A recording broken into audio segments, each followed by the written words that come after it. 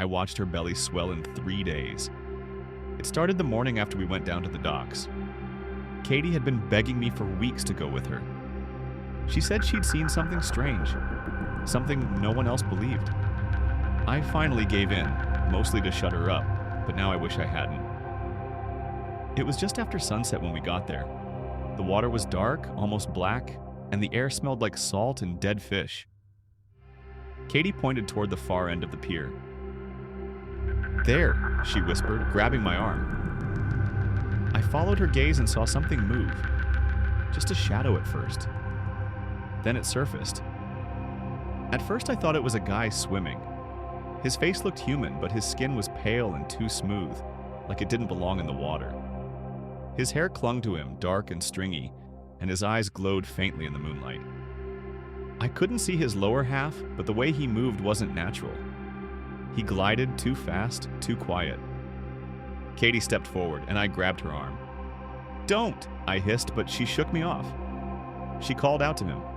"I told you," she said over her shoulder, grinning like a kid. "I told you he was real." The thing turned its head sharply, like it had just noticed us. Then it smiled. Its teeth were sharp, not human at all. Katie didn't seem scared, though. She just stared at him like she was in a trance. Before I could stop her, she crouched by the edge of the pier, reaching her hand out toward him.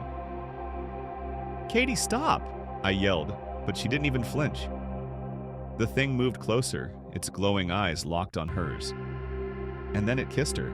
It was quick, just a brush of its lips against hers.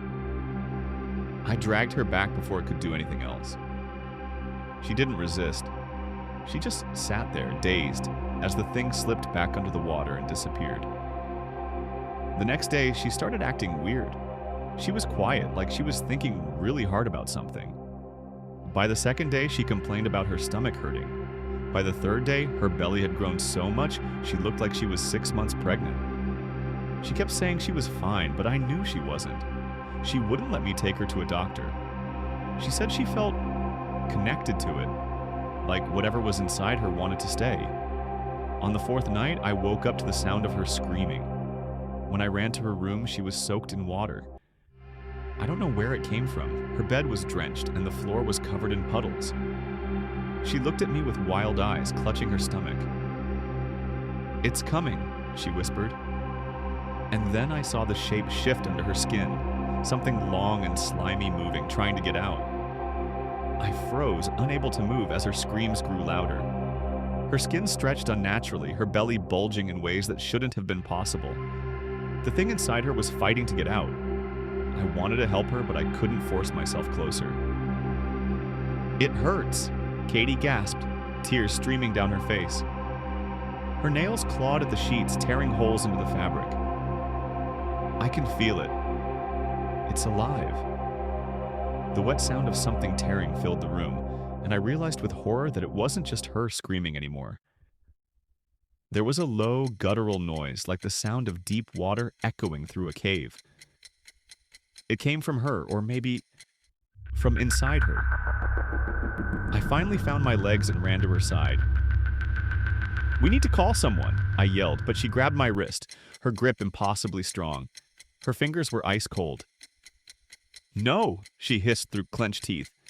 "It doesn't want them. It only wants me." Before I could argue, her body convulsed and her back arched off the bed. The water pooled around her began to ripple like something was disturbing it. Her belly split open, but there wasn't blood, just more water. Endless water pouring out of her like a broken dam. Something pushed its way free. At first I couldn't see it clearly through the water, but then the light hit it, and I wished I hadn't looked. It wasn't human. It had slick, glistening skin that shimmered like fish scales. Its body was thin, almost eel-like, with long, spindly limbs that bent at unnatural angles. Its face looked almost like the thing that had kissed her, but worse. Its mouth was too wide, filled with rows of needle-like teeth. Its eyes were the same, glowing faintly in the dim light. It crawled toward Katie, its claws clicking against the wood of the floor. She didn't scream anymore. She just lay there, breathing shallowly as it hovered over her. I thought it was going to hurt her, but instead it nuzzled against her neck like a baby looking for comfort. She reached up, her hand trembling, and stroked its slimy head. "It's mine," she whispered, her voice soft, almost loving. I backed away, shaking. "Katie, that's not normal." She looked up at me, and her eyes were different now. Glassy, almost glowing like its eyes. "Leave us," she said, her voice calm but hollow. I ran.